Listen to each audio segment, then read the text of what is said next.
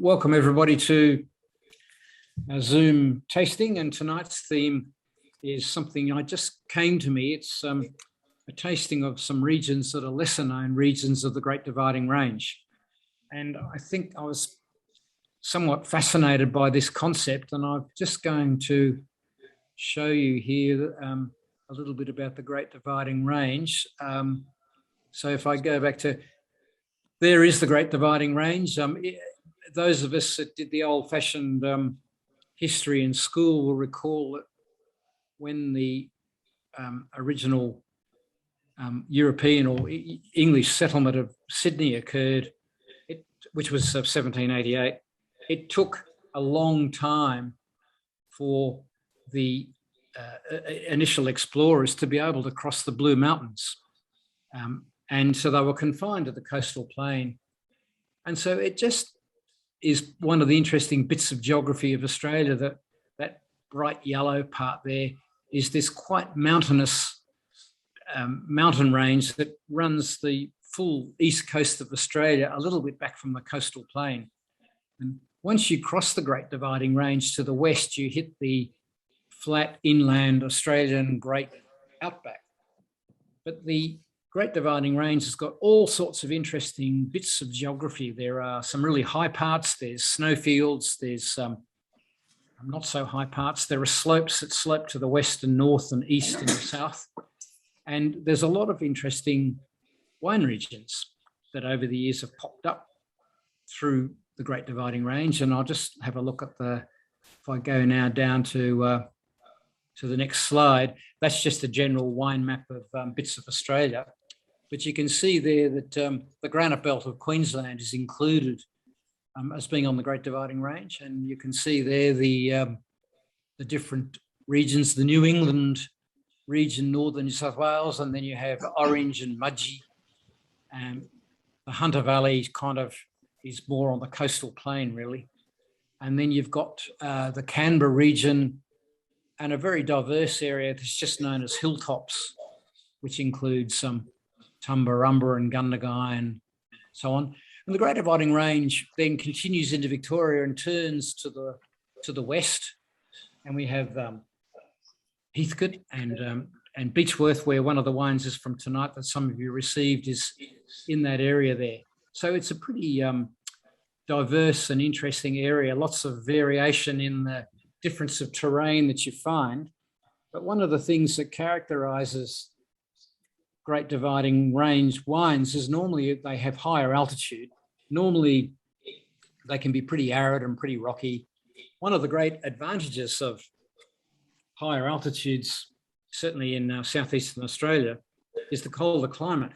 And just digressing for 2 seconds onto the colder climates and the interest in wine, we've talked about this before in plenty of the other sessions, but grapes that grow in colder parts, colder vineyards, ripen. They still ripen as they should with great flavours, but they tend to ripen with a higher level of the natural acidity in the grapes.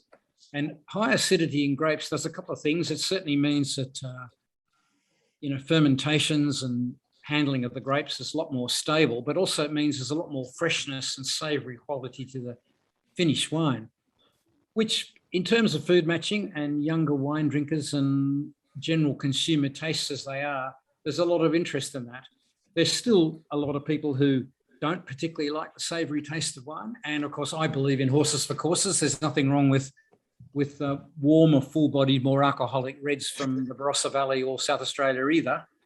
But there's certainly an interest in how savoury wines fit in. So in Australia, if you were looking to be planting grapes in areas that are going to be producing a level of natural acidity to give you a more savoury sort of style in your wine, you'd be obviously looking for cooler parts of Australia.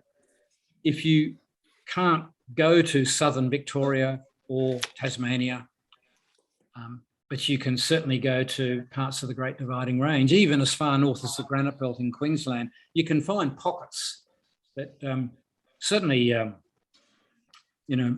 Bathurst Orange and Mudgee get very hot in summer, as does the Granite Belt, but they have a lot of but it's freezing cold for much of winter. And they have these day-night variations through autumn, particularly, where it's pretty hot by day but cold at night. And there are certain grape varieties that enjoy that. So there's a lot of interest, I think, but a lot of those areas that you see along the Great Dividing Range tend to be fairly small and fairly specialised, also pretty recent. I have a lot of interest and regard for the wines of Orange, which is Australia's highest altitude. So if you happen to get the Orange Chardonnay in your pack, you'll see on the label that it talks about the fact that it's from a single vineyard, but that vineyard stretches from 900 metres to 1,100 metres in altitude. Well, that's pretty high by anybody's measure. And that's the Chardonnay that some of you have, but I'll talk about that, and I'll also talk about the Beechworth red that some of you received as well. So one more thing on just be concluding this little introduction, that I think growing grapes is a bit of a barometer for climate change, and if there's a climate warming and you're trying to keep a savoury style to your wine, then you're probably going to be interested in some of these pockets of high altitude that exist on the Great Dividing Range, because if there is some warming, there will be some areas that, well, for example, Orange grows grapes all the way up to 1,200 metres, and certainly parts of Victoria, say in King Valley and up at the Whitlands part of the King Valley, it's almost too cold some years to ripen properly. Well, if there's global warming, some of those areas that are a bit cold may, come into their own. We'll have to wait and see, but there's lots of debate about what that's all going to mean. So that's tonight's theme, some tasting of some different parts of the Great Dividing Range, and we'll talk about some other bits of it that we don't have wines tonight. And like I said, some of us have got slightly different wines to each other, but I'll talk about them all anyway.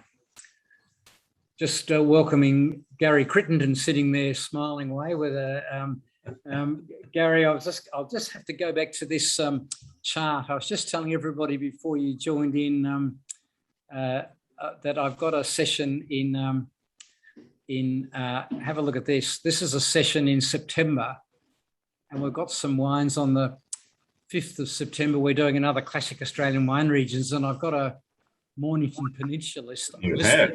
And I'm hoping that you've got that 5th of September. You may be able to zoom in and be a bit of a special guest winemaker and tell us about the Mornington Peninsula. Before you joined in tonight, I just explained how you're a pioneer of the Mornington Peninsula wine scene all those years ago, and your brand's still going. So hopefully you can join us on that night. It's nice to see you tonight. I'm scribbling it in my diary right now. And I'd love to hear some contributions from you tonight as well. The rest of us joining in tonight. Andrew, you may not, because my children would have forewarned you, never give him the microphone. You can't get him off. Well, I'll be happy. I can always mute you from here, I suppose you can. Yeah, lovely to see you.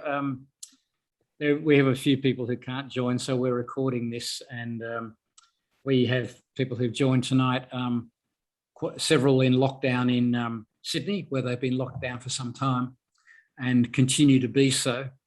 And then people like you who are locked down in Victoria. And we're just talking also before about David there, who's looking at the travel between Adelaide and Brisbane, and that is possible just at the moment, provided you have a quickie COVID test as soon as you arrive in Adelaide, apparently. So, right. All these different ways we're being affected. Anyway, cut the cackle, get to the bottle. Hopefully everybody that did get some wine, or if you haven't, you've got something else. But the first wine tonight is a Gruner Veltliner, which this one's from Lark Hill, which is just outside Canberra. And there's quite a story there. The Canberra region, not especially high altitude, about 500, 550 metres altitude, but on the Great Dividing Range, often called the Southern Tablelands, because there's a sort of a flatter part of the Great Dividing Range just there. Excuse me, Andrew. Yeah. Can I be excused for 2 minutes? Sure, of course. I wasn't thinking I'd have any wines to taste, but believe it or not, in my cellar, which is in a shed out the back, I've got the Larkhill Gruner Veltliner. So I'm going just to open up my cellar and get a bottle. That'll be fantastic. I'm going to explain this one a bit. You go and grab that and we can talk about the taste. We'll let Gary come back with his Gruner Veltliner and we can talk about the taste of them, but try the wine while we're talking. But Gruner Veltliner is an Austrian variety, reasonably new to Australia. It's certainly one of the varieties which I've talked about before, where the variety tends to hold its acidity particularly well, even when it's pretty ripe. Now, the variety hails from Austria and it's grown widely in Austria, but there's pockets of it in Australia, and there's actually quite a surprising amount of it. It tends to grow in the colder bits of Australia. One of the things that it does is if it doesn't ripen totally, it can get a very green herb celery aroma on it, which I don't think is that attractive. But when it does ripen up, it's not dissimilar to a cross between a Riesling and a Semillon. So it has a bit of limes, a bit of floral. If you stick your nose in this one's certainly got that Riesling limes thing, but notice it's got the smell of celery salt. If you got the wine, there's a distinct celery salt aroma to it. And a lot of Gruner Veltliner picks up that slightly green herb overtone.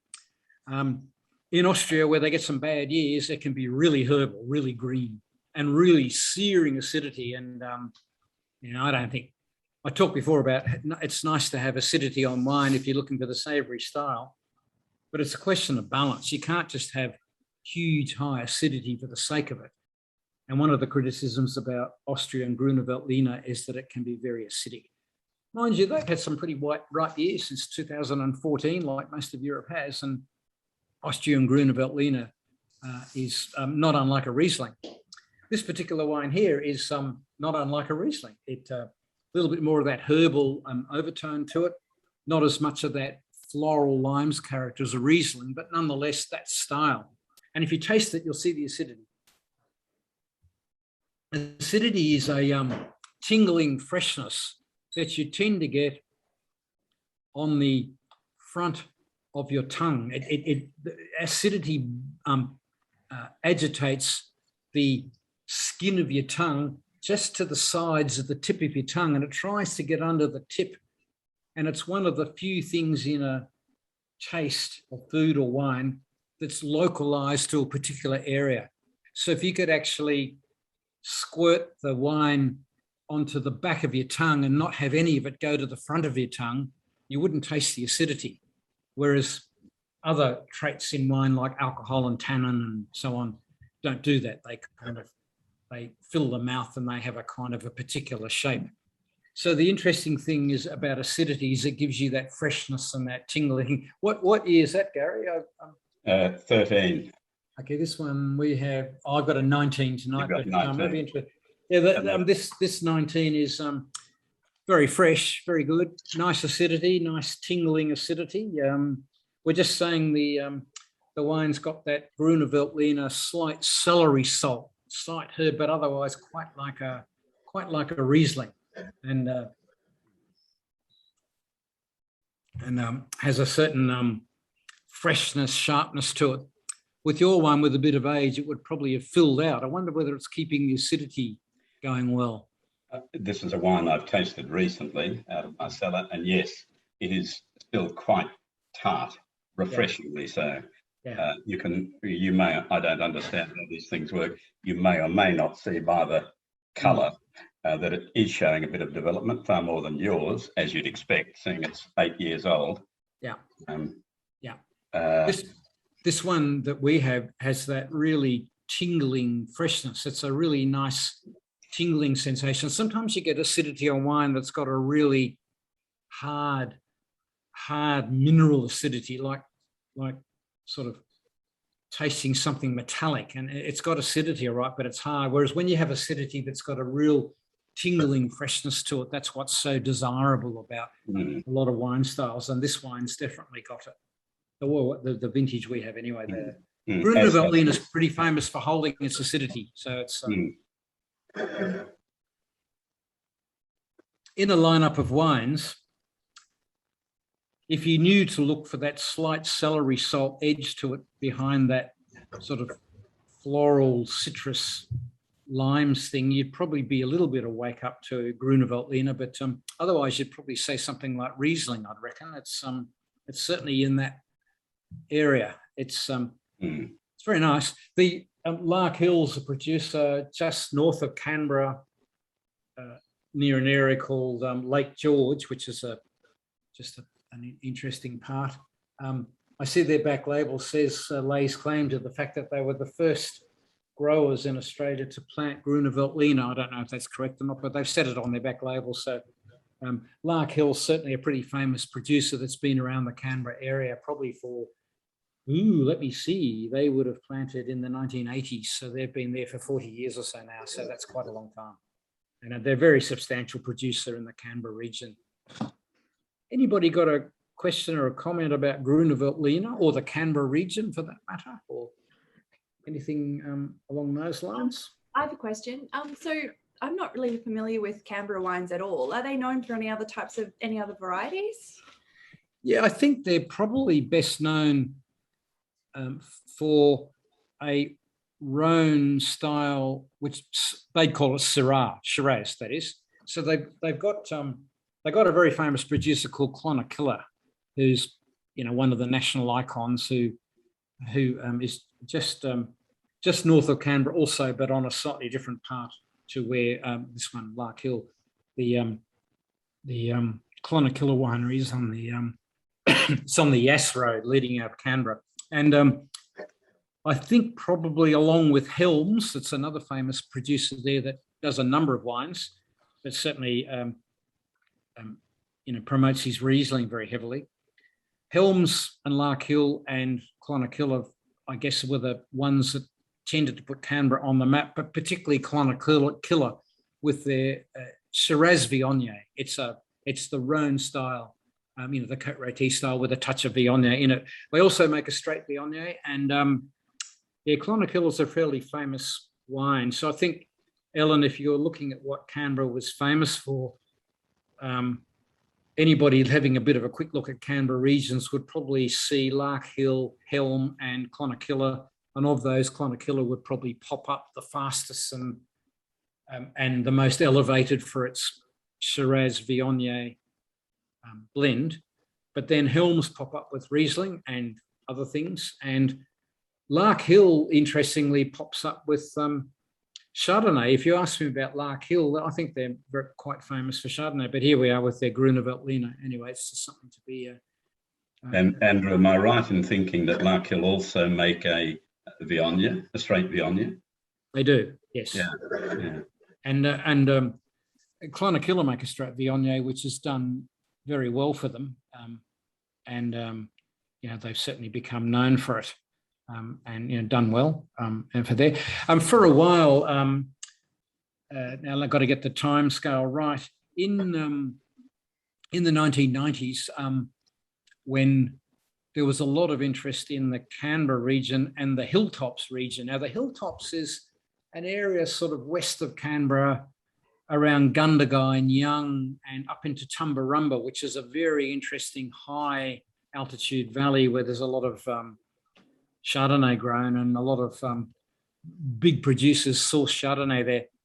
But there was a lot of interest in that region, and Hardy's was one of the big Australian, big corporates, one of the big companies, and they established a very substantial winemaking facility on the northern suburbs of Canberra, not only for themselves, but as a contract winemaking facility for all of the small growers and producers around the Hilltops, Gundagai, Canberra area. And they made a lot of wines there. And after a relatively short period of time, sort of trying to think, less than 10 years anyway, having set it all up and spent a lot of money on it, there was a change of ownership at Hardy's, and they just decided very quickly to jettison this massive facility, and they sold it for a song to a management buyout, which included the winemaker. Hardy's own winemaker couldn't believe the low price that they were prepared to take to get rid of this asset. So he formed a bit of a consortium and bought it. And he's still there doing contract winemaking, and they've got this massive winemaking facility on the northern outskirts of Canberra, and they do a lot of contract winemaking. And people take grapes there, from a number of places. So the journey from Tumbarumba, Young, those sorts of areas into Canberra to this winemaking facility would be maybe 2.5 hours, I suppose. So not that long a drive. There's been certainly a lot of activity with that in and around this Canberra region in the wine scene for Is this the one? No, really good. It'll do. last few decades. So Plus my finger. Oh my God. Not pretty again. interesting. Yes, there's a bit of skin in the jam somewhere. Hang on, I'll just. So that's our Canberra district, and there's our Gruner Veltliner, which you'll see if you're a COVID permitting, if you were actually, I'm probably could ask Gary Crittenden this, but if you're a great fan of the ultra cool, groovy, trendy wine bars and restaurants of Melbourne over the last few years, you could not have possibly avoided coming across Gruner Veltliner and some sommelier selling it to you. And they probably had 2 or 3 there, all by the glass and all available. And Gruner Veltliner has been sort of a bit of a darling of the sommelier brigade for some years. It's fading a bit now because it's done its dash, I suppose, but it's certainly been around as one of those cool varieties. And Gary, you don't grow you don't have Gruner Veltliner down at your place, do you? No, I don't, and I don't know of any grown on the peninsula. Am I right in thinking that Gem Tree in McLaren Vale also does a Gruner? Maybe not. I can't recall now. I know there's a bit of around. There is. Yeah, there's in quite the a lot. bars of Melbourne in particular, or was. Yeah, yep. Interesting one. A bit like El Barino. Yeah, we are. That's right. We'll talk next then about the orange region, and in this case, I have the Chardonnay. Some of you have the orange Chardonnay, and some of you got the Beechworth Pinot Syrah blend, which is an interesting wine in its own. We'll talk about that next. So let's talk about orange for a moment. The interest in orange, I guess, came along a bit after the interest in Mudgee, which came along sort of when there were strings of difficult vintages in the Hunter Valley. Now, I mentioned at the outset of today that, as you'd all know from your school history, except Frederick and Hannah Law, maybe you'll probably be forgiven for not knowing so much about this, but most of your time in Sydney, you've been in lockdown, you haven't been able to explore. But if you explore, when the settlers, the white settlers in Sydney Cove tried to expand west, and they'd settled in 1788, it took them till the 1820s. It took them just over 30 years to cross the Blue Mountains, because it was so rugged. And the Blue Mountains is the first bit of the Great Dividing Range. And so the accident of history was that the cool part that they found, they originally planted some grapes, in Sydney itself, and then they went to Camden, which is just west of Sydney and to the south. But it didn't take them long to see that the Hunter Valley was one of the cooler bits on the coast. So they planted grapes extensively there. And they couldn't cross the Blue Mountains, so that just had to do. And in many ways, the Hunter Valley is a much bigger region than it should be, but it's just sort of an accident of history. And when the Hunter Valley has had strings of wet, poor vintages, particularly in the 1970s and 1980s, there was a new resurgence for hunter producers to have insurance. And one of the ways you can get insurance would be to have vineyards not that far away, but in a more arid, higher altitude cold climate. And so the hunter producers had a big interest in Mudgee and then eventually orange. And orange was difficult because it's particularly high up and ripeness became a bit of an issue. It had a little bit of a shot in the arm when a particular winemaker who was very successful in the huge corporate time of Rosemount. Rosemount was one of Australia's really big, successful companies that And the family that owned Rosemount did this strange reverse buyout of Penfolds at one stage. Anyway, the winemaker was a guy called Philip Shaw, and he was pretty famous at Rosemount. And when the huge corporate takeover thing occurred, he got out, and he established his own quite extensive vineyards and brand at Orange in a particularly high part. His vineyards are around about the 1100 metre altitude, and his brand's called Philip Shaw, and you can find it around. It's mainly a restaurant brand. You don't see it much in retail, but certainly around. And he's famous for Riesling, Viognier, Chardonnay, and Shiraz made in the Northern Rhone style with possibly a bit of Viognier in it. So Philip Shaw really helped a lot of respect for Orange, but other producers went there as well. There were a number of quite big, high volume hunter producers who established extensive vineyards.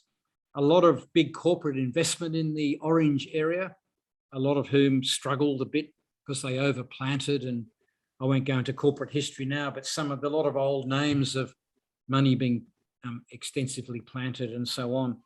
And Orange is bigger than it seems, but it's a very interesting area.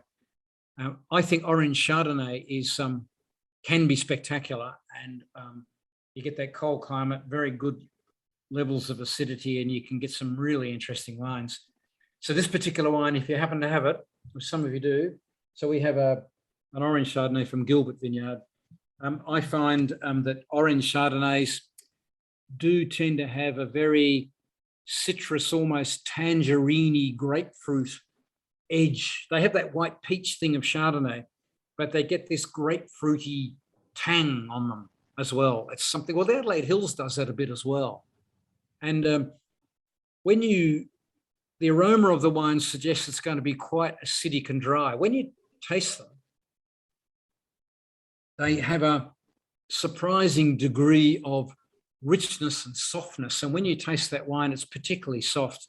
I think it's softer than what you'd find if you were doing a comparative lineup with, say, top quality Chardonnays from, say, Chablis or Burgundy or somewhere like that, and also top quality Chardonnays from Yarra Valley. And well, we're going to hear about top quality Chardonnay in the Mornington Peninsula in a couple of weeks' time. But as a quick aside now, I'll get Gary to comment, but Mornington Peninsula Chardonnay is a very successful Australian classic, also probably tending to have some pretty good acidity, but tending also to have a palate generosity that you really don't see typically on the Yarra Valley. What do you think, Gary? You a Chardonnay believer from Mornington? Well, it was one of the first things we planted. And yes, I am a believer.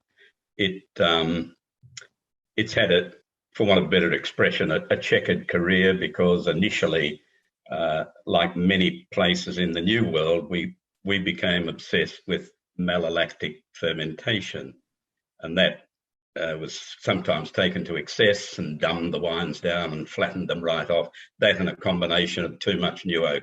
I think over the last 15 or so years, we collectively have come out of that.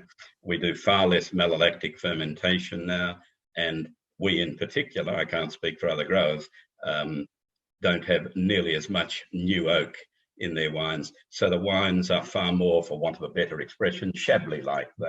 They are fresh and bright, but still with tons of flavour. Your comment earlier on about the effects of climate change.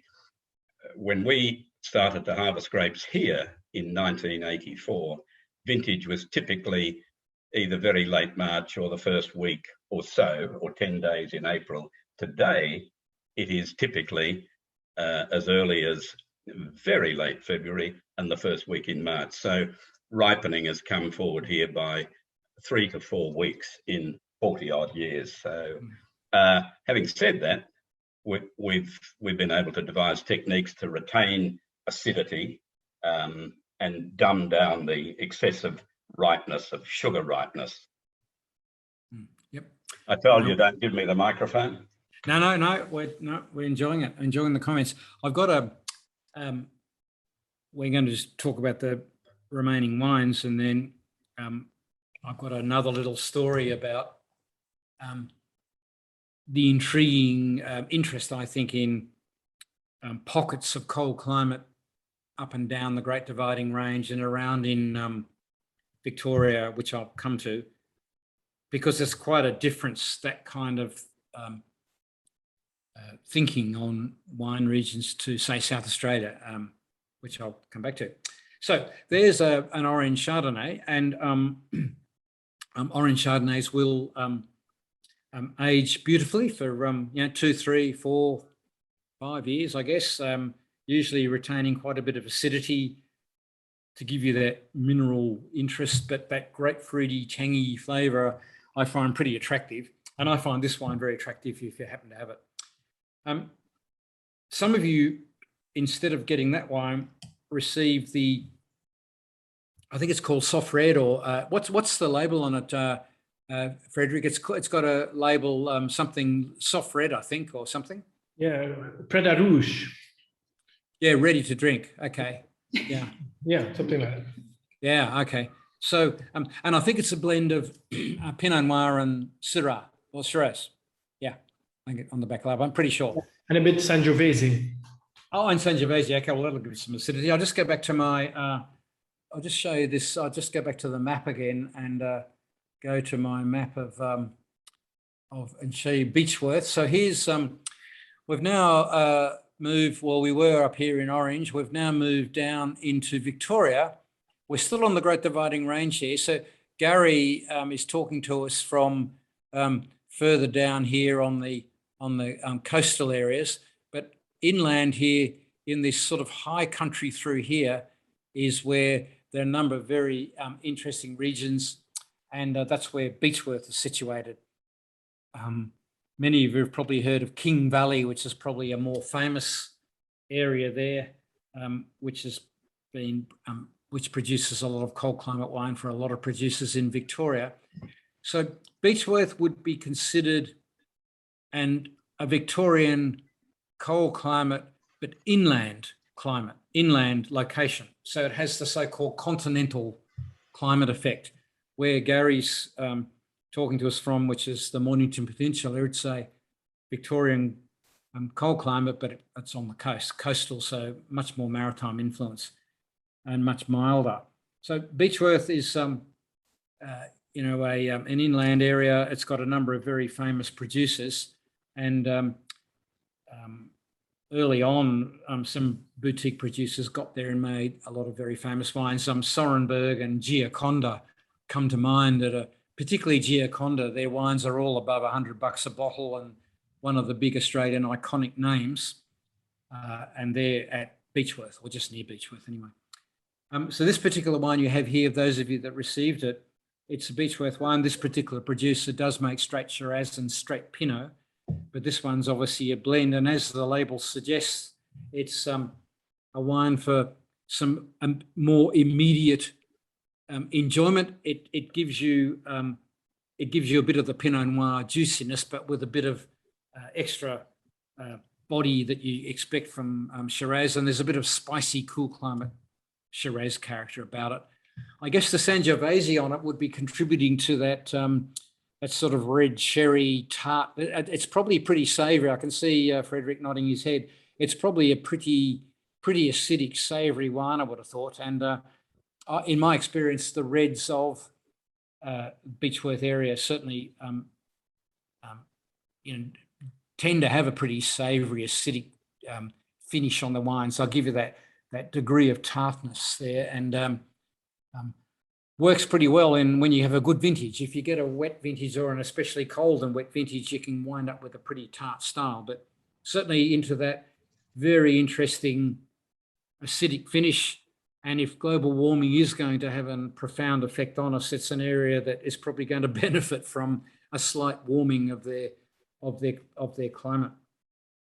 Those of you that have it, do you have any comments to make about the wine? Frederick, are you enjoying it? I know you like savoury reds. Do you enjoy that particular wine? Yes, it could for my taste it could even be more savory, but yes, I liked it. I must say the Shiraz touch on was a bit lost for me. So it's a typical Pinot Noir with the Sangiovese, but Yeah. Okay. And it's you'll have to think of the right food dish to put with that for when I ask you the question later on. I hope you've got the recipe as well. We'll get to that. Any other comments about the about orange or cool climate Chardonnay, or this particular blended cool climate red style that some of you have here? Any comments or questions? Want to know something about that? Oh, Andrew, I just wanted to ask, we had the other week that Chardonnay from the Margaret River, and that was beautiful. That was so lovely. Is Margaret River a cool climate though? Like, what's the difference between like a Margaret River Chardonnay and something from Orange or? Okay, very interesting question. In that on the textbook, if you looked at where Chardonnay is really famously grown in Europe, it's grown in cold inland locations. And so the districts that grow Chardonnay in Europe, being Chablis and Burgundy, just a bit south of Burgundy, have these 4 distinct seasons, a cold winter and a definite spring and, warm summer and so on. And if you were looking on that basis to what you would plant in Margaret River, you wouldn't plant Chardonnay. But they certainly have. And the Chardonnays from Margaret River tend to be very ripe and quite full-bodied. And there's a certain philosophy there where they marry up and they still, and Gary mentioned a moment ago how his style, they've looked to really tone back the oak and tone back the malolactic fermentation. Margaret River producers, they've certainly toned the oak back and they've toned back the malolactic as well. But the upmarket iconic Margaret River Chardonnays have kept a fair bit of oak in their wine. And I'm amazed sometimes when I try the odd Margaret River Chardonnay, and they're usually very high prices. And I think they probably, there's a certain appeal, and they have that quite full-bodied, very creamy, very rich. There's a certain saying about the ripe peachiness of style of Chardonnay, and a lot of people quite like that very ripe peach style, which is definitely different to the cold climate, more tangerine, grapefruity, white peach, white melon style, which has got an underlying, stony, flinty acidity on it. So Margaret River's this quite different style, and it's certainly popular. Well, you obviously love it, and it's a nice, big, creamy, easy to drink, full flavored style. There's no question, and big prices, and you look at some of the famous producers, Lewin Estate, Bass Felix, Cullens, Mosswood, and others. They've all got these really famous Chardonnays, and they all sell at really high prices, and they sell out, and they're big, rich, complex wines. I probably follow a bit of Vas Felix, and they're certainly big styles, no doubt about that. Whereas Orange and Mornington Peninsula would be more lighter bodied, more acidic, more savoury, more elegant, less peach, more of a steeliness, more of that tangerine, citrus, tangy kind of tingling acidity style. And Yarra Valley moves on again to traditionally, Yarra Valley has changes as well, but as a gross generalisation, Yarra Valley would be more, a bit more mineral, steely, light-bodied yet again. So, yep, you're sort of picking up on some different things there. The Chardonnays from Margaret River tend to be pretty ripe and quite powerful wines. Yes, I can see a note about Orange and Mudgee, very interesting getaway places for people in Sydney back in those lovely days when you're allowed to get in your car and go driving. I guess I'll come back again. Yeah, definitely pre-COVID. If you, like us, live in Newcastle and the Hunter Valley, and you've sort of get a bit sick of your own backyard, Definitely orange and mudgy was the, hey, we're going to Orange for a long weekend. We're going to try out all these new wineries. Yep, fabulous. And you see a difference in the climate, and there's all the kind of cold climate tree types. You get more alpine white gums and lovely autumns with the sort of the red tree leaves and everything. It's interesting, very nice place. Righto, we should move along to the third wine, and hopefully everybody who got a pack got their. And we have this time also a Pinot Noir from Orange. This is Gilbert, and you've got the bit. There is a bit of Pinot Noir from Orange. A number of producers make it, and here we're dealing again in inland, high altitude, cold climate, and Pinot Noir. So let's have a quick look at this and a taste and talk about this one. We'll talk about Mornington Peninsula Pinot in a sec as a sort of a variant in terms of cold climate, but more maritime influenced climate. When you stick your nose in this, you can see that very familiar red cherry, quite forward, quite strong, definitive red cherry aroma. As we've discussed previously, when you stick your nose in a glass of wine that's got palish colour and smells of red cherry, you can't quite jump just then and there to Pinot Noir conclusion, because it could be Barbera, Sangiovese, other bits and pieces that it could be Tempranillo, I suppose, even. So there's various things that you do see. This one's particularly red cherry. I think Tempranillo goes to black cherry, but anyway, this one's particularly red cherry. There's an estery character on this one too. Estery, let's see. When you take the top off the paper glue, the glue that you glue paper together with in school projects or something or other, and there's a slightly sweet, but slightly chemical sweet aroma. It's like parchment or paper. There's a touch of that on this wine too. So I'm going to come talk about that in a sec, about what they've done. On the palate of this, it does have that very, very lush, velvet, fleshy mid-palate, which does say Pinot Noir. Grenache doesn't do that. Grenache is soft and rich and round. Tempranillo's got a harder tannin. Sangiovese's got more acidity and a kind of a bigger feel for it. Barbera would just have a different profile. There's a real, this has a very good typicity, is probably if that's a noun, it's probably not in the dictionary, but I'm going to use it anyway. It's got a very good typicity of taste of Pinot Noir, very red cherry and a really good mid-palate, juicy fleshiness, which is the Pinot Noir thing. And so it's well-made, nice wine. It's got some pretty good persistence too. After you swallow it, the flavour hangs around for some time. So it's quite a nice wine. There's a slight herbal edge to it, which is probably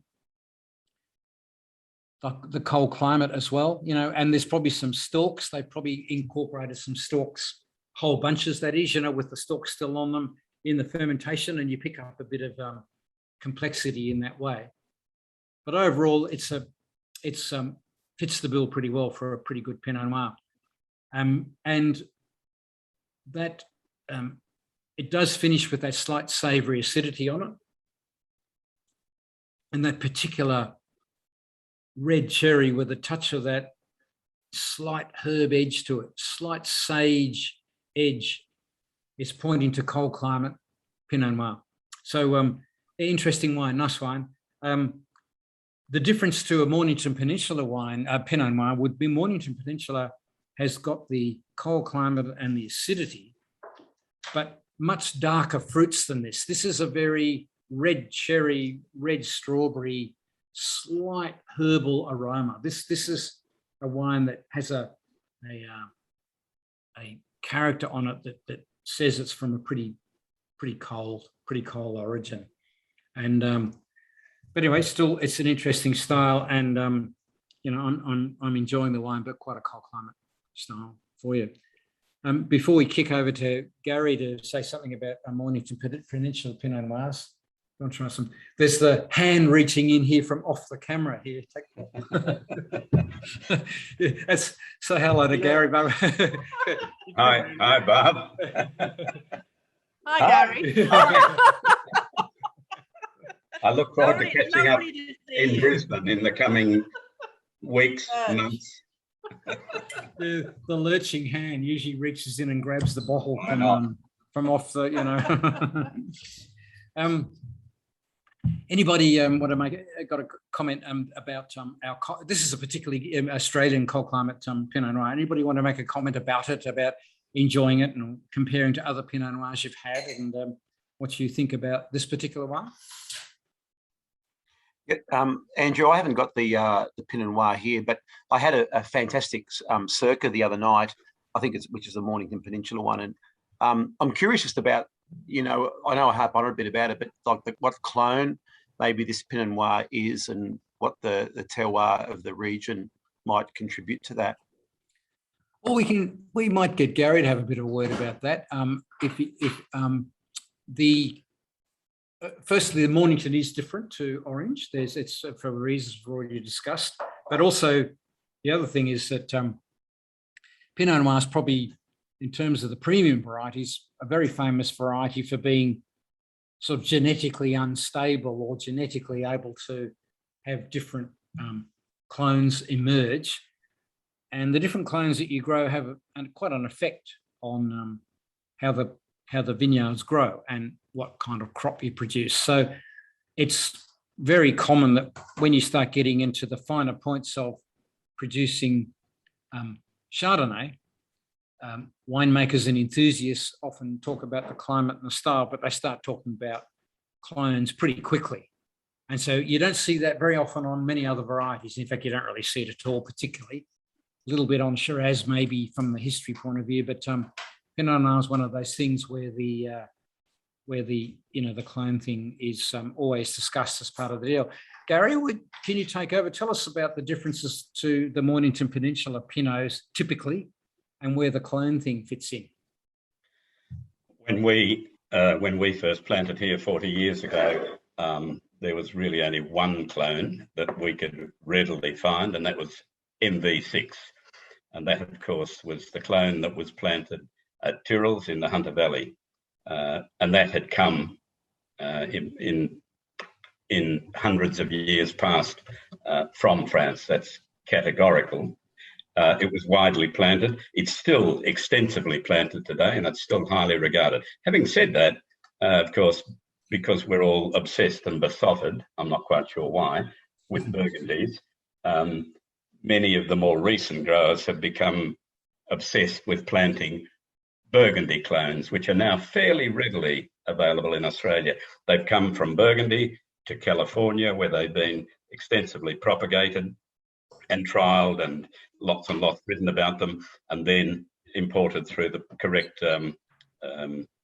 medium here. And now I think very few people in Australia would be planting MV6 by choice. They'd all be planting, for want of a better word, Burgundy clones. We've got some here, and Rollo, my son, the winemaker, tells me that they are quite superior.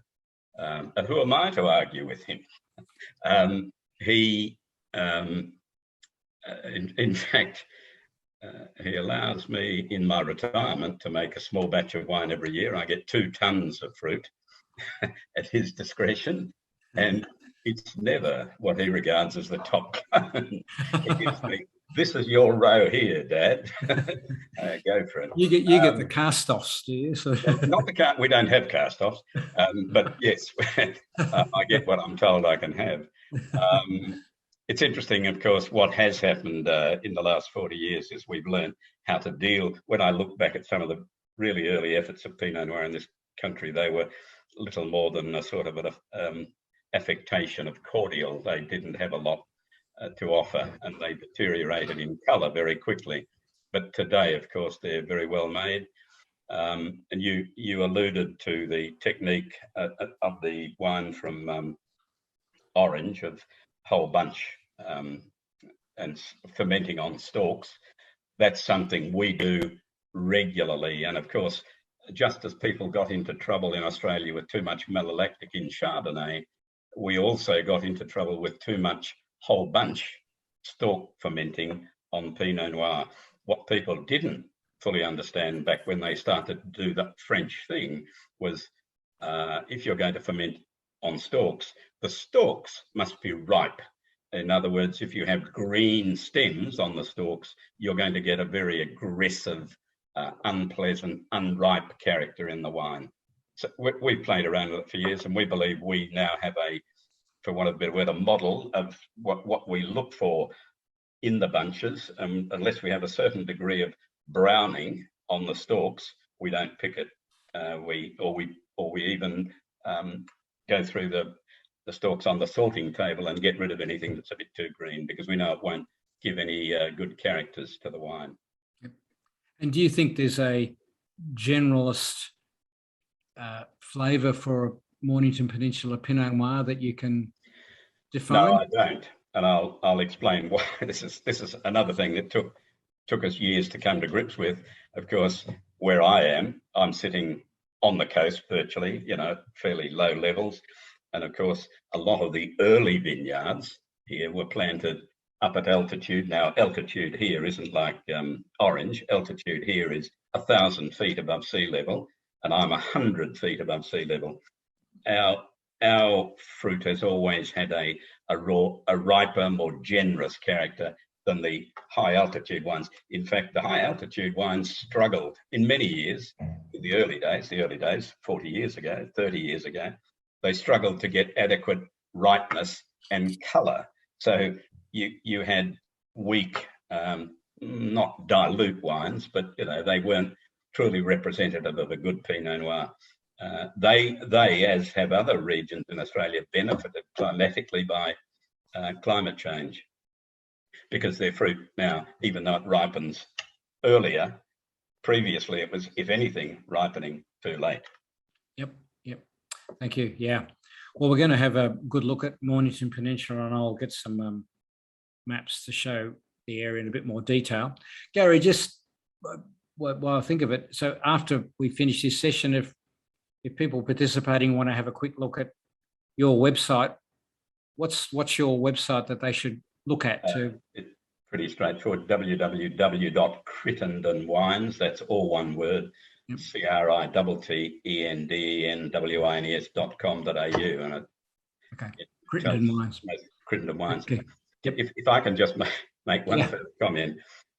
I have no recollection of ever drinking a blend of Pinot and Shiraz, but I'm intrigued to think that wine from Orange was in fact that, plus some Sangiovese.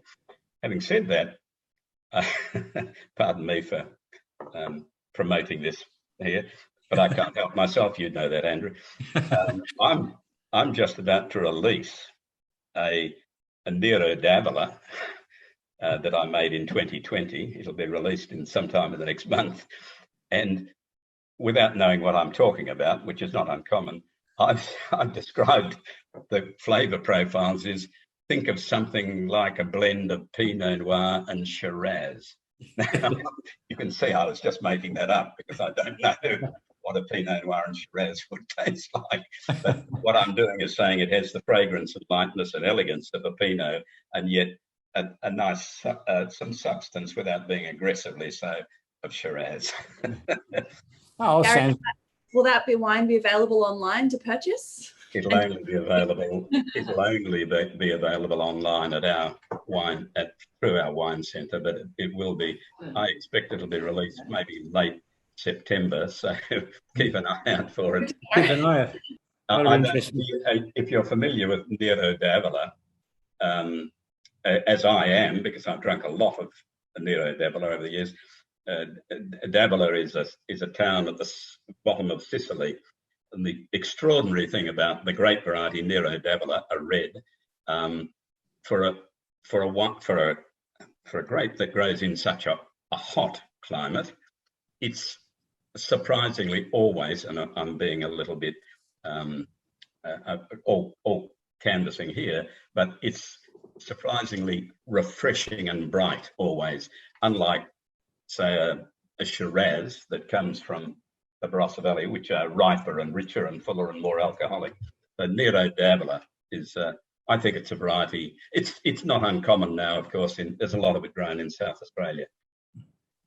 We have quite a bit of Nero d'Avola, would you believe, on the Granite Belt in Queensland. Yes, I've seen that, yes. My own place doesn't have it, but not far from us, there are some extensive vineyards and they do a bloody good job. It's actually, it does have a very refreshing style about it. Exactly. I love Sicilian Nero d'Avolas. I've had a few of them as well, and I think they're terrific.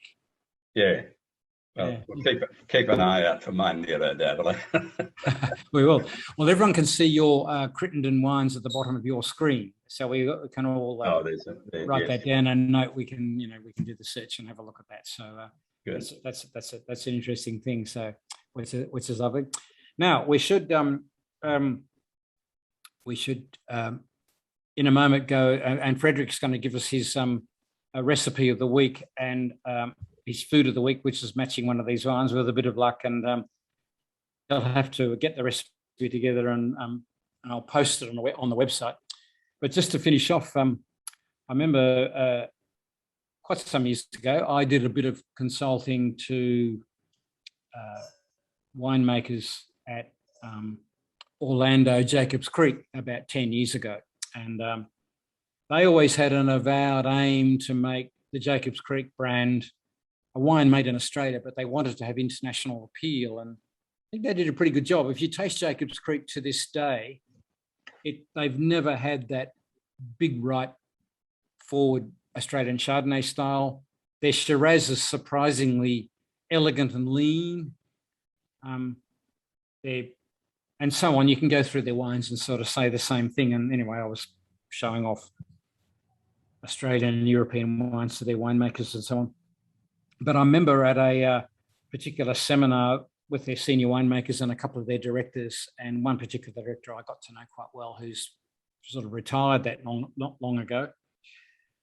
But I was talking about some of these different bits in climate change and, the acidity, savoury style, and these pockets of interesting country you get in different bits of the Great Dividing Range, from the Granite Belt all the way down through New South Wales, down through Victoria, and how interesting it all was.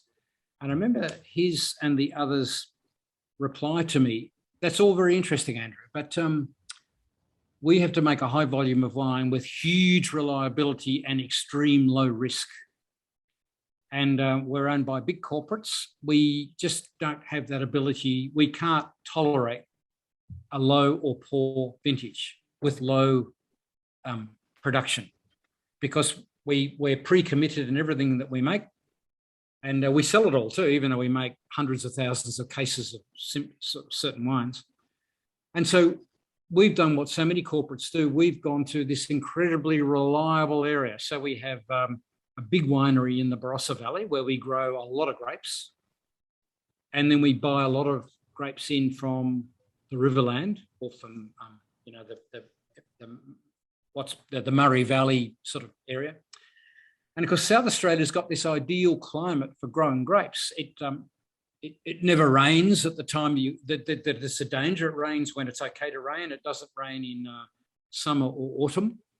You get plenty of heat. You get great yields, easy ripening, high volumes of grapes, good quality, and you're assured of making these wines. They probably have a slightly different tune now, because there's this massive pipeline out of the Murray River, which delivers wine into the Barossa Valley. But on the latest, Murray irrigation scheme, I see it's breaking down again. And I think it's the Victorian irrigators this time have decided they're going to take all the water and not bother letting any of the Murray River flow very much into South Australia. So by the time the Murray River gets down to the area where the Barossa producers might get the water out with their pipeline, I don't know if there's that much water left in it. So that would be a bit of a shock if you were a corporate at Orlando.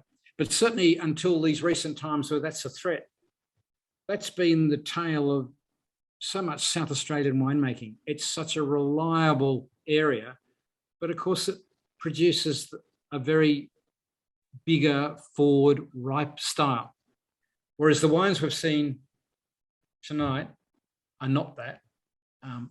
They all have a savoury acidity. We can talk more about the different parts of Victoria. It's a different style of winemaking. Every producer tonight is pretty small.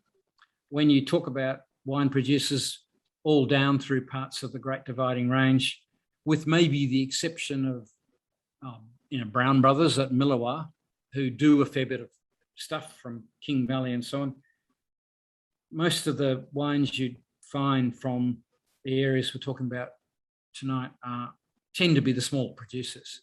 It's just a different philosophy. So you do run into these different philosophies and different winemaking styles. It's something you see in Australian wine. That's how it is.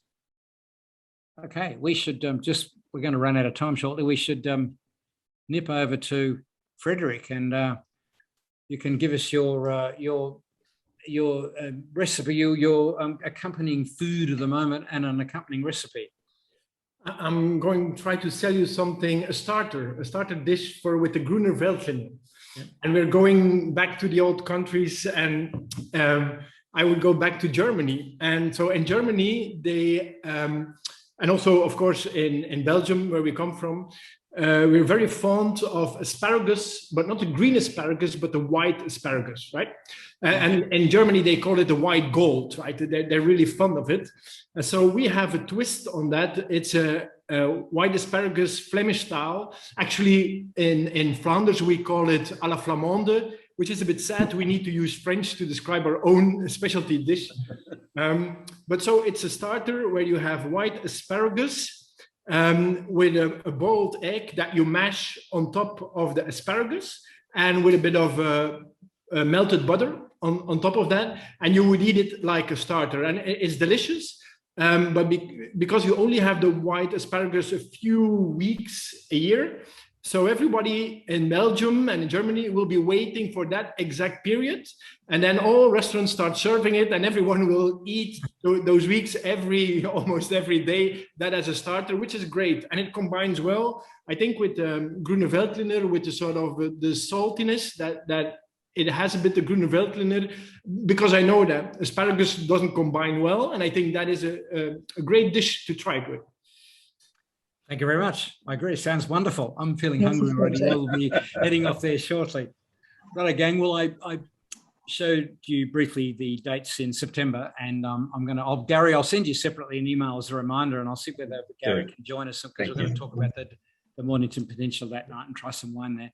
And those packs, if you do want to get the wines, the same as I have from Wine Experience, the packs are there now, and you can, which is hopefully enough time, because those of you in New South Wales, Sydney, and Melbourne, Victoria are probably going to be enduring this lockdown for a bit longer. At the moment in Queensland, they've eased up a bit, but we're just going to have to see how we go. We've still got to wear face masks outside and do all that sort of stuff, but we'll just see what happens. So I look forward to seeing everybody in September if you can join, and if you want to grab the wines, they're available now to do that.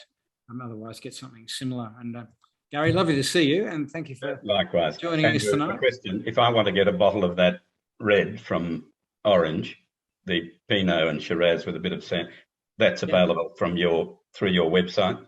Yeah, indirectly, but to leave it to me, I'll sort that with Wine Experience, and I'll get them to send you one. I'm intrigued. Yeah, intrigued. Well, you're talking about Shiraz Pinot Noir. That was one of the Maurice O'Shea blends. He made it for decades and decades, and apparently they aged. And to this day, Mount Pleasant issue a Shiraz Pinot blend. Yes. Yeah. Yes. In which case, actually, I probably have drunk a Shiraz Pinot, because I have drunk Maurice O'Shea wines. Yeah. I'll organise a bottle of that though from Wine Experience to go down to you, and you can have a bit of a look at that. Wonderful. Thank you. All right, gang. Well, enjoy the wines tonight. Enjoy dinner, and hopefully see everybody again in a couple of weeks' time. Be lovely to see you. Okay, boys. Good night. See you. All the best. Bye, everyone. Thanks. Nice to meet you all. Bye-bye.